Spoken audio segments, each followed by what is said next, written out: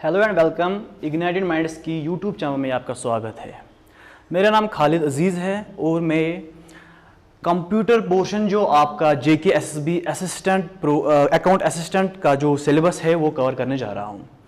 तो बेसिकली हम पहले देखेंगे कि हमारा जो टोटल जो ये जेके एसएसबी अकाउंट असिस्टेंट का पेपर है, ये इसका जो सिलेबस है वो क्या है और कंप्यूटर पोर्शन के लिए कितने मार्क्स रखे इन्होंने, और हम वो देखेंगे कि भाई सिलेबस क्या क्या है इसमें, और हम टॉपिक बाय टॉपिक उस सिलेबस को सारा कवर करेंगे।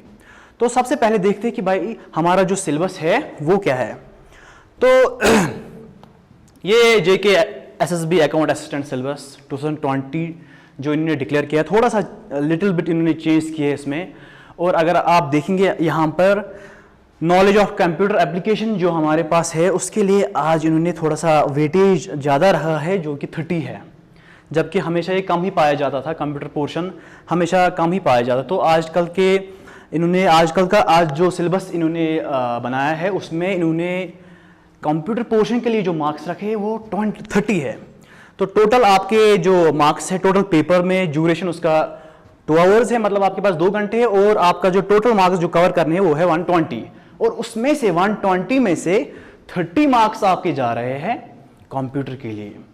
तो मुझे पता है बहुत सारे जो है स्टूडेंट्स वो कंप्यूटर फील्ड से ही होते हैं और वो कह रहे हैं कि भाई नहीं, हमें ये क्लास स्किप करना है, हम कंप्यूटर का पोर्शन नहीं देखेंगे। तो बेसिक्स ही पूछा जाता है, लेकिन कभी कभार एक्सपर्ट भी जो है वो कंफ्यूज होता है बेसिक टर्म्स में। देखो मैं आपसे एक क्वेश्चन नहीं पूछूंगा, चलो मैं ही क्वेश्चन पूछूंगा कि भाई आप मुझे बताओ डिस्क DISK एंड DISC, हाँ डिस्क एंड डिस्क में क्या फर्क है। आप कंप्यूटर एक्सपर्ट से भी किसी से पूछ लो, वो जरूरी ब्राउज करके सर्फ करके आपको बताएगा, क्योंकि थोड़ी सी सिमिलर टर्म्स ही है। डिस्क मैंने सेम ही बताया, कुछ फर्क नहीं हो रहा, लेकिन DISK एंड DISC इसमें काफी फर्क है। और अगर आप पूछा गया क्वेश्चन DISK के पोर्शन में और आपने जवाब लिखा DISC वाले पोर्शन में, तो आपका सारा क्वेश्चन जो है गलत हो जाएगा। ठीक, मानो कि इसमें बहुत सारे डिफरेंसेस हैं। ऐसे ही कंप्यूटर में हजारों क्वेश्चंस हैं हमारे पास जो ही ऐसी सिमिलर टर्म्स है। अभी मेमोरी एंड स्टोरेज, बता भाई डिफरेंस क्या है। ठीक, रैम फास्टर है हार्ड डिस्क से, क्यों फास्टर है भाई, ऐसा क्यों होता है, रैम क्यों फास्टर है। तो ये सब छोटी छोटी चीजें, ये बेसिक चीजें हैं। तो मैं चाहता हूं कि मैं ये सब कवर कर लूं आपके सिलेबस में जो है, क्योंकि इन्होंने एक पोर्शन ही दिया है उसमें इन्होंने लिखा है कंप्यूटर IT एब्रीविएशंस, इनमें यही चीजें आती है। ये सिमिलर डिफरेंसेस कंफ्यूजन जो होते हैं ये हम क्लियर करेंगे इंशाल्लाह इसमें। तो पहले देखेंगे भाई क्या सिलेबस रखा इन्होंने, जो ये नॉलेज ऑफ कंप्यूटर एप्लीकेशंस दिया है इन्होंने सिलेबस, उसके लिए 30 मार्क्स है जो कि मैंने पहले बताया। तो अब हम देखेंगे इसके लिए सिलेबस क्या दिया है इन्होंने। तो सिलेबस देखेंगे JK SSB account assistant syllabus 2020। तो हम JK SSB अकाउंट का जो सिलेबस है उसी को फॉलो कर रहे हैं, हम खुद का कुछ नहीं बोल रहे। ठीक, तो इन्होंने पहले ही कहा इंट्रोडक्शन एंड ऑब्जेक्टिव्स। देखिए इसके पहले जो इसका सिलेबस था वो थोड़ा सा इन्होंने मेजर किया था, मतलब कि इन्होंने सीधे दिया था database concepts, operating system concepts, ऐसी एल्गोरिथम कॉन्सेप्ट्स, लेकिन यहाँ पे कुछ अजीब दिया है। अब अगर आप देखोगे तो सारा बेसिक दिखाई दे रहा है। आप इंट्रोडक्शन एंड ऑब्जेक्टिव्स, ठीक, तो इंट्रोडक्शन में तो बहुत सारा आता है भाई, कंप्यूटर क्या चीज है, ये कैसे बना, एक रूम में कंप्यूटर आता था पहले, अब हमारे जो फोन है एक हाथ में हमारा एक कंप्यूटर है, तो ये कैसे हुआ हमें ये देखना, ये सारा कुछ जो है इंट्रोडक्शन में आएगा। तो दूसरा क्या भाई, जो हमारे पास मेमोरी है, हम पहले देखा करते थे कि मेमोरी इतनी स्पेस लेती थी कि हमें एक रूम ऑक्यूपाई करना होता था। 1 MB 2 MB रैम के लिए, 1 MB 2 MB मेमोरी के लिए हमें एक रूम जो है उसके लिए स्टोर करना पड़ता था। ठीक, तो देखेंगे क्या मतलब, मैं आपको एक एग्जांपल दूंगा। जब IBM ने पहली 5 MB हार्ड डिस्क बनाई थी तो वो इतनी बड़ी थी कि वो एक डेस्क के बराबर थी, और जब उनको कनाडा से वो शिफ्ट करनी पड़ी यूएसए से शिफ्ट करनी पड़ी कनाडा, तो इसके लिए एक प्राइवेट जेट उन्होंने रखा था और उसमें वो शिफ्ट करनी पड़ी एक जगह से दूसरी जगह। तो ये था तब का हाल। आजकल आपके फोन में 128 GB, मैं MB की बात कर रहा हूं, आजकल GB TVs में बात हो रही है। इतना क्या हुआ इस मेमोरी में, इतना क्या हुआ कि आपकी मेमोरी छोटी छोटी बनती जा रही है और इसका जो एक्यूरेसी स्पीड है वो बढ़ता जा रहा है। तो ये सब हम देखेंगे, ये इंट्रोडक्शन सारा इसी में आएगा। ठीक है, तो हम टॉपिक बाय टॉपिक इसको देख लेंगे, क्योंकि हम जब नहीं करेंगे directly input and output device. अभी मैं कहूँगा आपको, चलो मानो मैंने कहा आपको इनपुट एंड आउटपुट डिवाइसेस, आपने कहा कि इनपुट डिवाइस हमारा कीबोर्ड है, ठीक, चलो इनपुट डिवाइस हमारा कीबोर्ड है, लेकिन आपने कभी देखा है कीबोर्ड की भी बहुत सारे टाइप्स है, हजारों टाइप से कीबोर्ड की आपने देखी नहीं होंगी कि डिफरेंट कीबोर्ड से डिफरेंट उनका वर्क है। तो ऐसी जो ये छोटी छोटी टर्म्स है हमें देखना है। तो पहले ही हम स्टार्ट करेंगे इंट्रोडक्शन एंड ऑब्जेक्टिव्स, ये पहला पोर्शन है इन्होंने दिया है, इसी को हम पहले देखेंगे इसमें क्या आएगा, ठीक है। तो इंट्रोडक्शन एंड ऑब्जेक्टिव्स में बेसिकली क्या आता है हम देखेंगे, इसमें कंप्यूटर बेसिक्स आता है। भाई अब कंप्यूटर बेसिक्स में क्या आएगा, अब इसमें हम बताएंगे भाई कंप्यूटर क्या है, कंप्यूटर है क्या। हम अगर जनरल टर्म की तरफ जाएंगे, computer is an electronic machine, चलो मानो वो छोड़ो, अब ऑपरेशन वगैरह क्या करते हैं, हम कह रहे हैं computer is an electronic machine. तो चलो मानो मैंने मान लिया कि computer is an electronic machine.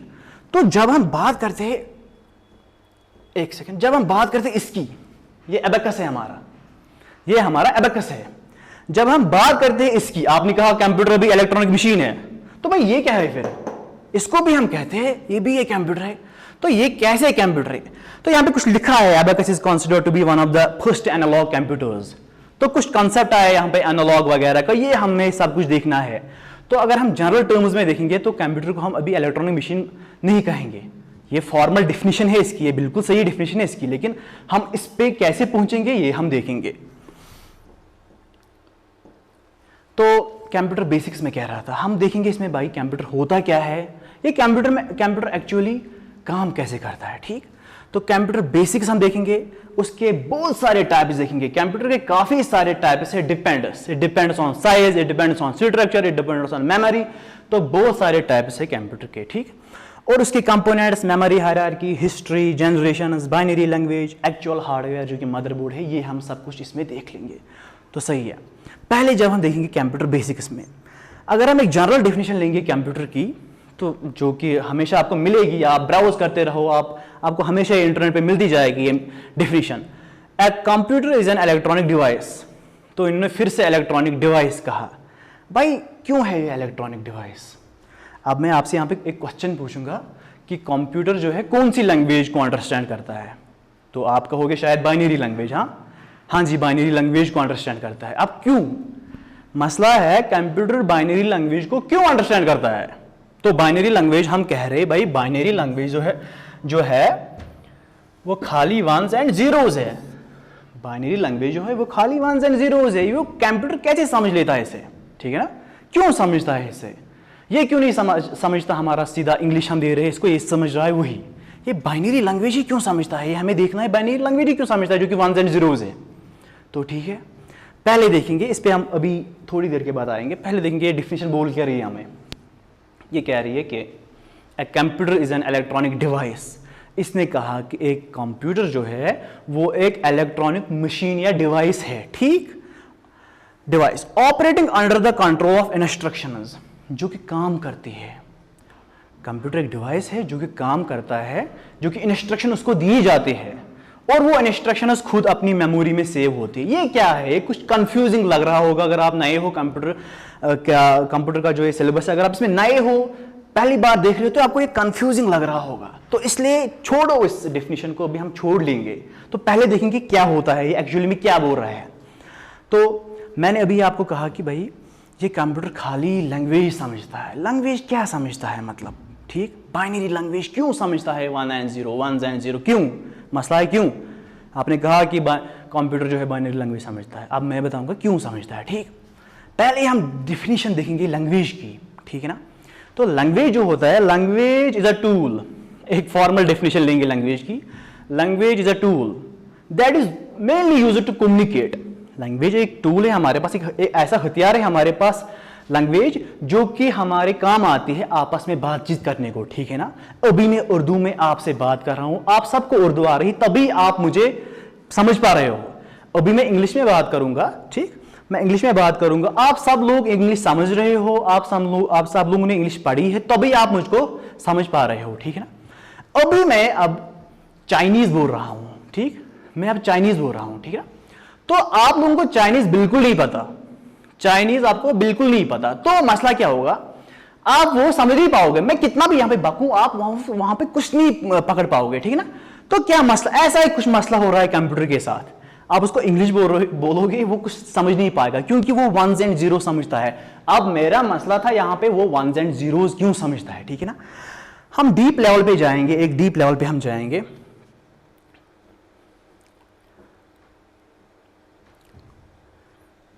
हम एक डीप लेवल पे जाएंगे, छोड़ो इसको जो ये चल रहा है। बेसिकली क्या हम देखेंगे, हमारा कंप्यूटर सिस्टम जो है वो एक्चुअली है क्या, ठीक है ना। हमारा कंप्यूटर सिस्टम आप खोल के देख लो, किसी भी चीज को, इलेक्ट्रॉनिक डिवाइस को खोल के देख लो, चाहे कोई घड़ी हो, चाहे आपका फोन हो, चाहे आपका मोबाइल हो, चाहे आपका रिमोट हो, किसी भी चीज को खोल के देख लो, वहां पे आपको कुछ सर्किट ही नजर आएगा। कुछ सर्किट पे ऐसा बोर्ड बना के है, वहां पे कुछ ट्रांजिस्टर्स, कुछ कैपेसिटर्स, कुछ रजिस्टर्स लगे हैं, कुछ इलेक्ट्रॉनिक बोर्ड जो कि एक आम आदमी, जो कि एक लेमैन नहीं समझ पाएगा भाई ये है क्या। हाँ, अगर कोई इलेक्ट्रिकल इंजीनियर है वो समझ पाएगा उसे, लेकिन हमारे लिए तो वो डब्बा जैसा, भाई ये है क्या। तो एक्चुअली में अंदर से कंप्यूटर तो वही है ना। आप अपना सीपीयू खोल के देख लीजिए, वहां पे आपको जब वो मदरबोर्ड मिलेगा, वहां पे एक ऐसे सर्किट जैसा है, उसपे बहुत सारी वो चीजें हैं, कैपेसिटर्स, ट्रांजिस्टर्स, रेजिस्टर्स, बहुत सारी वायरिंग वगैरह लगी है। तो ठीक है ना। तो एक्चुअली में जो हमारा कंप्यूटर होता है सबसे नीचे वाले लेवल पे वो हार्डवेयर ही होता है। तो वो हार्डवेयर ही होता है, ठीक है ना, वो हार्डवेयर ही होता है। अब इस हार्डवेयर को जो है हम पावर सप्लाई देते हैं, ठीक ना। पावर सप्लाई कभी ऑन होती है, कभी ऑफ होती है, कभी ऑन होती है, कभी ऑफ होती है।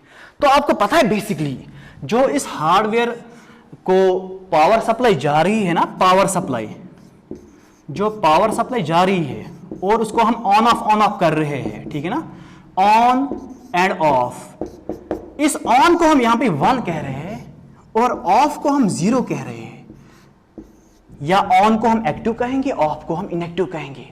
तो आप समझिए, थोड़ा सा आपको समझ आया होगा भाई। हाँ, ये जो मैं 1 0 अभी लिख रहा था, ये एक्चुअली में कोई लैंग्वेज है नहीं, वो छोड़ो फिर, ये एक्चुअली में कुछ है नहीं। ये कंप्यूटर जो है ऑन ऑफ हो रही है, आपकी मशीन जो है ऑन ऑफ हो रही है, तभी ये खाली समझ रहा है जीरोस एंड वन। जीरो का मतलब यहां पे भाई ऑफ ही है, मशीन को ऑफ करो, बस हो गया। मशीन को ऑन करो, पावर दो, ठीक है ना। अब आप एग्जांपल लो, आपका फोन ठीक है, अभी डिस्प्ले ठीक है, उसका हेडफोन ठीक है, सारा कुछ चल रहा है। अब आपको बैटरी निकालो, उसकी बैटरी निकालो, फिर देखो वो चलेगा कि नहीं। जब तक पावर सप्लाई नहीं जाएगी आपके फोन में, चाहे सब कुछ चलता होगा, ठीक है ना, लेकिन आपका फोन जो है वो वर्क नहीं करेगा। मानो आपने अभी डिस्प्ले निकाला अपने फोन का, ठीक है ना, डिस्प्ले निकालने के बाद आपका फोन चल सकता है। कैसे चल सकता है भाई? अब डिस्प्ले आपके सामने कुछ नहीं आएगा, लेकिन सब कुछ चल रहा है, बैटरी उसको पावर दे रही है। अब आपका डिस्प्ले मिसिंग है, वो आपका फॉल्ट है, ठीक। लेकिन यहां पे क्या हो रहा है, यहां पे अगर आपने बैटरी, यूं ही आपने बैटरी निकाली, पावर सप्लाई बंद हो गई, आपका कुछ भी सिस्टम नहीं चलेगा। क्योंकि मैंने कहा कि कंप्यूटर खाली 1s and 0 समझता है, जिसको हम कहते हैं बाइनरी लैंग्वेज। मशीन लैंग्वेज मत बोला करो उसे हम कहेंगे बाइनरी लैंग्वेज, ठीक है ना, LANG लिखा मैंने यहाँ पे, बाइनरी लैंग्वेज, ठीक। तो binary language 1s and 0s। Actually में आपने अब समझा कि भाई ये लैंग्वेज कुछ नहीं होती, एक्चुअली में ये 1s and 0s कुछ नहीं होता, ये ऑन एंड ऑफ होता है, ऑन एंड ऑफ होता ही ऑफ होती है मशीन, तभी ये कंप्यूटर जो है समझ पाता है 1s and 0s। अब मुझे तो 1s and 0s का कुछ पता नहीं, मैं कैसे बात करूं इसके साथ, इस हार्डवेयर के साथ मैं कैसे बात करूं इस हार्डवेयर के साथ, मुझे तो पता नहीं इसका कुछ। आप समझ पा रहे हो ना मेरा? मुझे तो खाली यहां पे हार्डवेयर मिला है, जिसको हम अभी कहेंगे मदरबोर्ड, ठीक है ना, आपके कंप्यूटर सिस्टम का मदरबोर्ड। चाहे आप डेस्कटॉप यूज कर रहे हो, लैपटॉप यूज कर रहे हो, कोई भी इलेक्ट्रॉनिक डिवाइस यूज कर रहे हो, वहां पे अगर कुछ लगा हुआ है पीछे, वो आपका मदरबोर्ड काम कर रहा है, ठीक है ना। तो ठीक है, समझेंगे इसको। अब भाई मैं तो यहाँ पे इंग्लिश लैंग्वेज यूज कर रहा हूँ, English, what is my name, हाँ, ऐसे कुछ फ्रेजेस में यूज कर रहा हूँ। कंप्यूटर कैसे समझेगा वो सब, ठीक है, ये तो 1s and 0 समझता है, ठीक।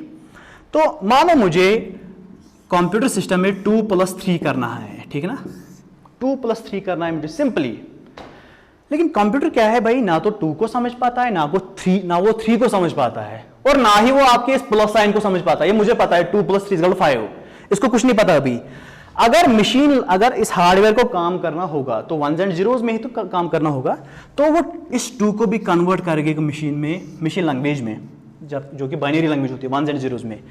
और इस प्लस को भी कन्वर्ट करेगा बाइनरी लैंग्वेज में, और इस 3 को भी कन्वर्ट करेगा बाइनरी लैंग्वेज में, तभी जाके वो एडिशन करेगा और आपके सामने रिजल्ट आएगा। मानो क्या, वो ऐसा कुछ करेगा, मानो उसने 2 को कन्वर्ट किया ऐसे,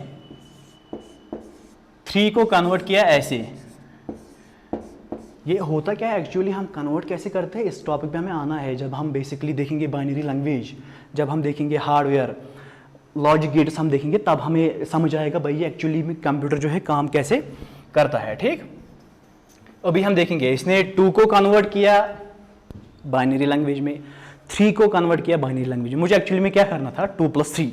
अब जो यहाँ पे मैंने ये लिखा था 2, जो मैंने यहाँ पे एक्चुअली लिखा था 2 + 3, ठीक है ना, 2 तो इसने कन्वर्ट किया, 3 भी इसने कन्वर्ट किया। अब ये प्लस को भी इसने कुछ अपने अंदर से इसने डिफिनेशन रखी होगी प्लस के लिए, मानो प्लस ये ऐसे डिनोट कर रहा है प्लस को। ठीक, अब जब इसको सम करना होगा ये सबको मिलाएगा, क्या 2 का 0 1 0 और प्लस का 0 0 0 0 और 3 का 0 1 1, तब जाके इसको वो 5 नजर आएगा। ठीक है ना, तब जाके उसको वो रिजल्ट आएगा। अब मसला है, ये तो 2 + 3 था, 2 + 3 आपका बन गया 1 2 3 4 ऐसे 5 10 बिट्स का।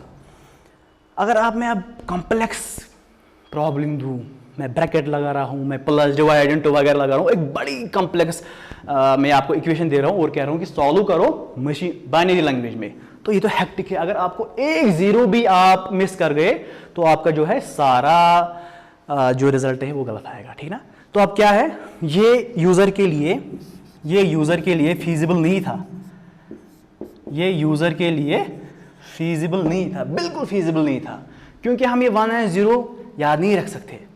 तो बेसिकली क्या होगा, इन्होंने कुछ सोचा, कंप्यूटर साइंटिस्ट जो है इन्होंने कुछ सोचा, क्या भाई हमें थोड़ा सा ऊपर आना है, हार्डवेयर के ऊपर आना है। अब यहाँ पे हम एक बहुत बड़ा कंसेप्ट क्लियर करने वाले हैं। जो हमारा हार्डवेयर है, ये तो हमारा हार्डवेयर था, ठीक है ना, ये तो हमारा हार्डवेयर था मदरबोर्ड, जो कि पहली बार जो ये सब कुछ पढ़ रहा है उसके लिए थोड़ा ये कंफ्यूजिंग लगेगा, लेकिन हम आहिस्ता आहिस्ता इसको कवर अप कर लेंगे। ये कोई मसला है नहीं, उतना मसला है नहीं, मैं बार बार ये रिपीट करूँगा ये होता क्या है। लेकिन जो यहाँ पे आप अभी कैट करने वाले हो, जो आप अभी यहाँ पे देखने वाले हो, उससे आपको सीधे पता चलेगा कि कल को पूछा जाता है भाई ये क्यों समझता है कंप्यूटर ज़ीरोज़ एंड वंस, तो आपने देख लिया, ठीक ना। लेकिन हम कैसे बात करेंगे कंप्यूटर से वो हमें देखना है, ठीक ना। तो देखेंगे ये तो आपका मदरबोर्ड था जो खाली 1s and 0s समझता है, ठीक। अब हम क्या करें, हम तो ऐसे प्रोग्राम्स लिख नहीं सकते, तो ये थोड़ा सा ऊपर आ गए, ये थोड़ा सा ऊपर इन्होंने एक लैंग्वेज बनाई। मैंने पहले ही कहा कि लैंग्वेज एक टूल होता है जो कि हमें काम आता है आपस में बातचीत करने का। तो कंप्यूटर जो है हमने एक ये आर्टिफिशियल मशीन बनाई है, एक आर्टिफिशियल इंसान बनाया है, तो उसके साथ हम बात करना चाहते हैं, ठीक है ना। तो हमने ऊपर जाके थोड़ा सा हार्डवेयर, जो ये यहाँ पे हार्डवेयर है आपका मदरबोर्ड, हम थोड़ा सा ऊपर आ गए। हमने कहा भाई हम ये 1s and 0s नहीं कर सकते, कुछ इसमें कुछ ऐड करो ताकि यूज़र को आसानी हो जाए ये प्रोग्राम लिखने में। ये 2+3 इतना हेक्टिक हो रहा है, तो कॉम्प्लेक्स इक्वेशन कितनी हेक्टिक होगी, तो ये देखना है। तो जब हम ऊपर आए, थोड़ा सा ऊपर आए, तो हमने एक लैंग्वेज क्रिएट की जिसे हम कहते हैं असेंबली लैंग्वेज, ठीक है ना, असेंबली लैंग्वेज।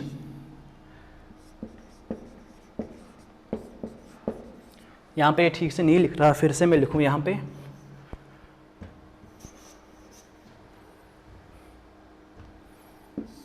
ये समझना सबसे ज़रूरी है कंप्यूटर को पढ़ने से पहले, क्योंकि आपको पता होना चाहिए भाई कंप्यूटर सिस्टम काम कैसे करता है। ये ऐसे ही नहीं रखना दिमाग में कि भाई कंप्यूटर 1s and 0s समझता है, क्यों समझता है 1s and 0s, तो हम कैसे बात करें उससे। ये सब कुछ अभी यहाँ पे क्लियर हो जाएगा। यहाँ पे मैंने कहा ये है मदरबोर्ड, MDB लिखूँगा भाई मदरबोर्ड, ठीक।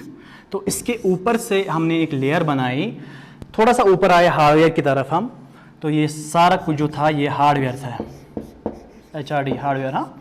तो हमने एक असेंबली लैंग्वेज बनाई। इसमें थोड़ा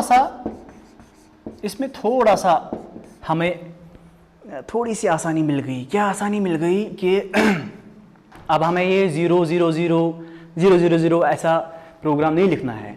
इन्होंने कुछ निमोनिक्स बनाए। निमोनिकस, हाँ, MNEMONICS, निमोनिकस। क्या निमोनिकस मतलब? इन्होंने इस प्लस के लिए इन्होंने बनाया एड, ADD, ठीक है ना? इस प्लस के लिए आप बनाए ऐड। अब आपको उस प्लस के लिए जो उन्होंने वो बिट्स रखी थी 000 कुछ, वो आपको नहीं लिखना, खाली लिखना है आपने ऐड। क्या आप लिखोगे? ऐड 2,3 मानो, ऐसा कुछ। हमें लैंग्वेज नहीं पढ़नी, हमें समझना है ये कंप्यूटर कैसे समझता है, ठीक? ऐड 2,3 वो किस में जाएगा, क्या जाएगा, आपको उससे आपको कुछ नहीं करना उसमें।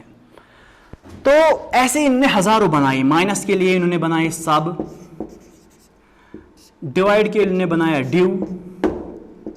डिव, ऐसे ही मल्टीप्लिकेशन मल, बहुत सारे मॉड के लिए मॉडल डिवीजन के लिए इन्होंने बनाया मॉड, ऐसे बहुत सारी चीजें बन गई। डिव। तो हम कहाँ पे थे अभी? हम बेसिकली थे हार्डवेयर की सतह पर। हार्डवेयर की सतह पर हमें खाली मशीन को ऑन ऑफ करके अपना काम करना था। तो हम थोड़ा सा ऊपर आ गए और हम अब काम कर रहे हैं किस में? हम अब काम कर रहे हैं थोड़ा सा असेंबली लैंग्वेज में। ये ऐड हमने लिया, सब लिया, डिव लिया, डिवीजन, तो इससे थोड़ा सा आसान हो गया। अब आप मुझे ये क्वेश्चन पूछोगे, ठीक है सर हमने ये किया, असेंबली लैंग्वेज हमने की, ये एडिशन के लिए ऐड, सब्ट्रैक्शन के लिए सब, मल्टीप्लिकेशन के लिए मल, डिवीजन के लिए डिव लिखा, तो ठीक है, लेकिन नीचे की सतह पे फिर भी तो कंप्यूटर समझ रहा है जीरोस एंड वनस। इसको कैसे आएगा समझ कि ये ऐड प्लस के लिए था और प्लस के लिए वो फिर कैसे लेगा वो 0,0,0,0 जो हमने लिखा था, एग्जांपल जो दी थी। तो यहां पे फिर हमें एक कन्वर्टर की जरूरत होती है जो कि इसे मशीन बाइनरी लैंग्वेज में कन्वर्ट करे, जिसे हम बेसिकली असेंबलर भी कहते हैं, ठीक ना, जिसे हम असेंबलर भी कहते हैं। तो एक कन्वर्टर की जरूरत पड़ी। क्या हुआ? ऐसी बात हुई, मैंने आपके साथ चाइनीज में बात की लेकिन आप चाइनीज समझ नहीं पा रहे थे, तो मैंने उठा के एक यहाँ पे इंटरप्रेटर लगाया। इंटरप्रेटर की बात छोड़ो, यहाँ पे मैंने इंटरप्रेटर लगाया, मैंने उसको बताया चाइनीज में, इसने चाइनीज में आपको बताया, आपने बताया इसको इंग्लिश में, इंग्लिश इसने मुझे चाइनीज में बताया, ठीक? तो हो गया थोड़ा सा कम्युनिकेट थोड़ा सा पॉसिबल हुआ। यहां पर भी ऐसा ही है, जो कि मेरी चाइनीज लैंग्वेज थी, वो यहां पर ये था ADD, SUB, MUL, DIV, assembler, mnemonics, ठीक है ना, असेंबली निमोनिकस।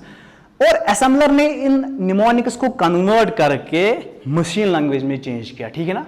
ये अब कन्वर्टर बन गया। जैसे मेरा अभी फोन इंटरप्रेटर था, चाइनीज लैंग्वेज को कन्वर्ट कर रहा था आपकी इंग्लिश में, आपकी इंग्लिश को वापस कन्वर्ट कर रहा था मेरे चाइनीज में। तो ये ऐसे दोनों तरफ काम करते हैं। तो ठीक है, अब आपने क्या किया, आप आ गए थोड़ा सा और ऊपर, क्योंकि फिर भी आपको ये अभी तक हेक्टिक ही लग रहा था। एक असेंबली लैंग्वेज में प्रोग्राम लिखना बहुत हेक्टिक था, ठीक। हम थोड़ा सा इसके ऊपर आ गए। जब हम थोड़ा सा इसके ऊपर आ गए तो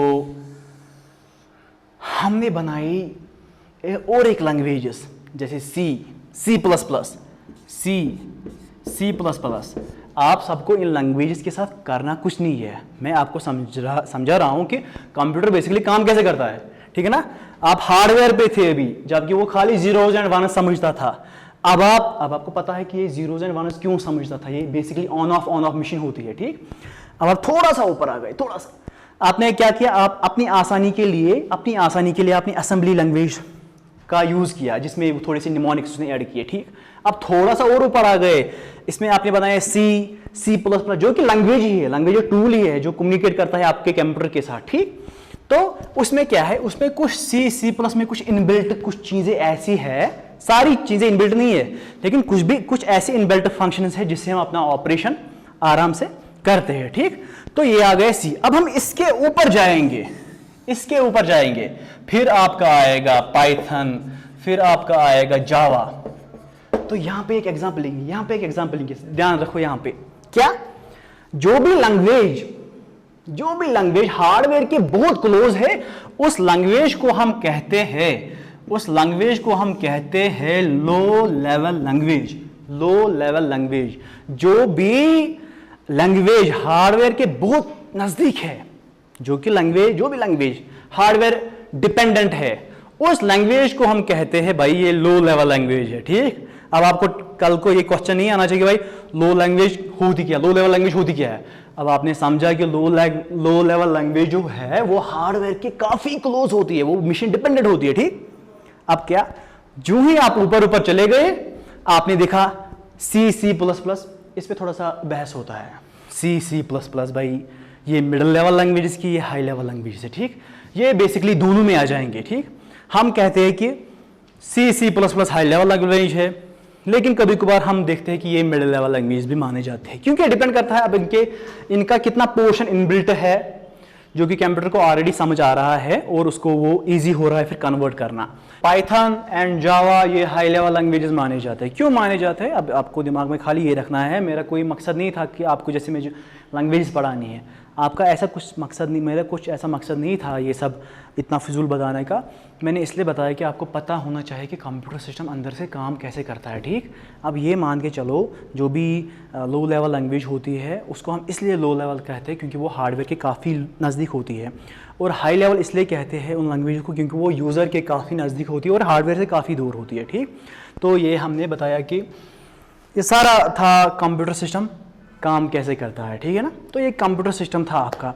अब इसके बाद जो देखेंगे हम इसके टाइप्स, इसके कंपोनेंट्स, अब थोड़ा सा आसान हो जाएगा क्योंकि अब आपने बेसिक्स जो कंप्यूटर का है वो आपने देख लिया।